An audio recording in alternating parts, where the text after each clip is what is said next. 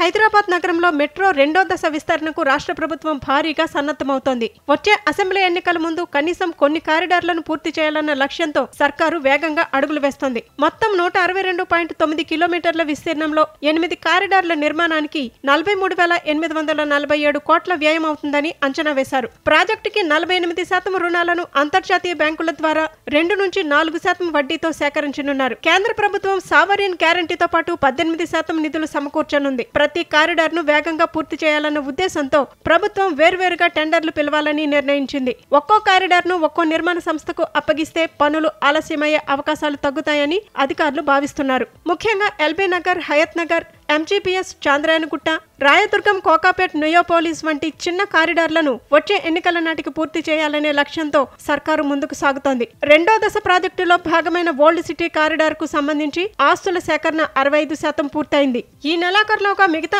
ఆస్తుల స్వాధీనం పూర్తి చేసి టెండర్ పిలిచే అవకాశాలు ఉన్నాయి. రెండో దశలో కొత్తగా 5 కారిడార్ల కోసం ఇప్పటికే ఉన్న ఉప్పల్, మియాపూర్ డిపోలను వినియోగించే అవకాశం ఉంది. దీంతో కొత్త డిపోల అవసరం గణనీయంగా తగ్గనుంది. Shamshabad, Bharat future city, Paradise, Medchal, Patny, Shamirpet మార్గాలకు మాత్రమే కొత్తగా 2 డిపోలు నిర్మిస్తే సరిపోతుందని అధికారులు చెబుతున్నారు. ఫ్రాన్స్ కు చెందిన కియోలిస్ గ్రూప్ ప్రస్తుతం హైదరాబాద్ లో మెట్రో ఆపరేషన్స్, మెయింటెనెన్స్ బాధ్యతలను నిర్వహిస్తోంది. ఈ సంస్థ ప్రపంచవ్యాప్తంగా Dubai, London, Paris, Shanghai, Doha నగరాల్లో కూడా మెట్రో రైళ్ల సేవలను నిర్వహిస్తోంది.